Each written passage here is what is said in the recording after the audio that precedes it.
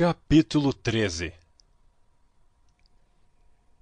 E na igreja que estava em Antioquia, havia alguns profetas e doutores, a saber, Barnabé e Simeão, chamado Níger, e Lúcio Cirineu, e Manaém, que fora criado com Herodes o tetrarca, e Saulo.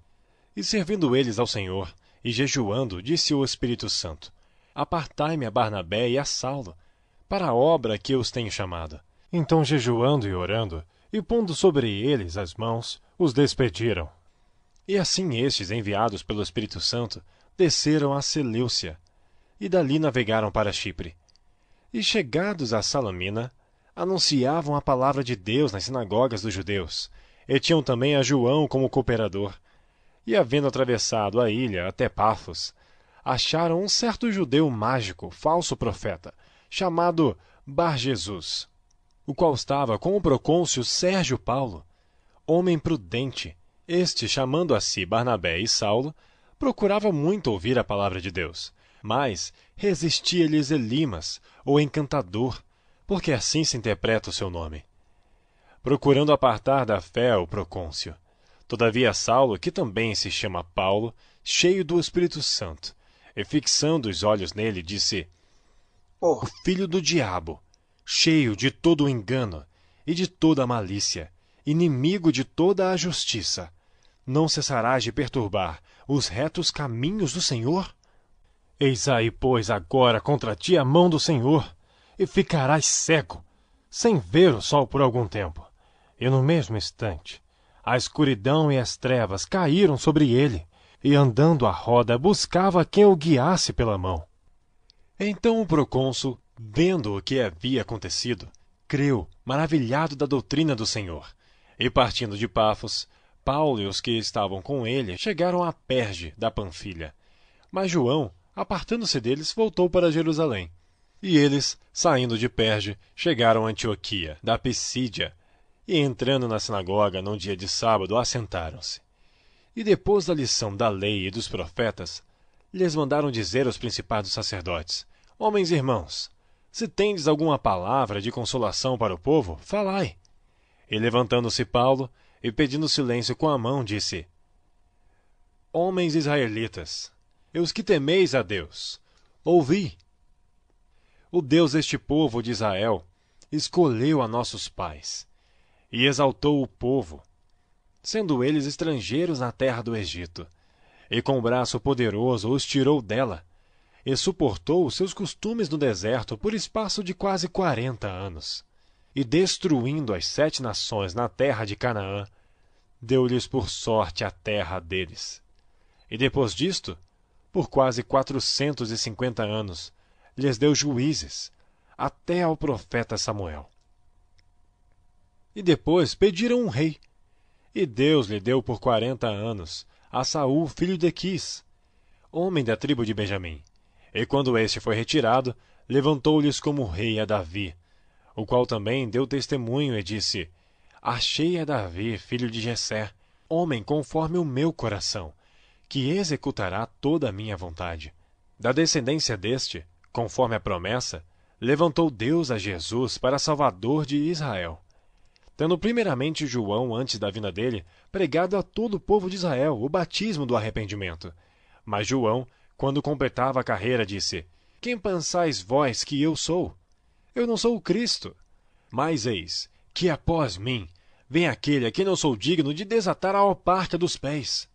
Homens e irmãos, filhos da geração de Abraão, e os que dentre vós temem a Deus, a vós vos é enviada a palavra desta salvação.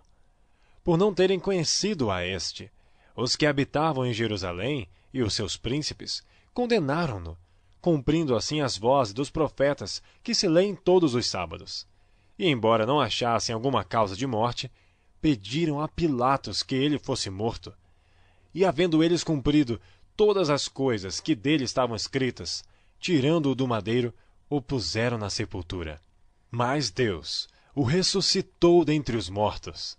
E ele, por muitos dias, foi visto pelos que subiram com ele da Galiléia a Jerusalém, e são suas testemunhas para com o povo. E nós vos anunciamos que a promessa que foi feita aos pais, Deus a cumpriu a nós, seus filhos, ressuscitando a Jesus. Como também está escrito no Salmo 2: Meu filho és tu, hoje te gerei. E que o ressuscitaria dentre os mortos, para nunca mais tornar a corrupção. Disse-o assim: As santas e fiéis bênçãos de Davi vos darei.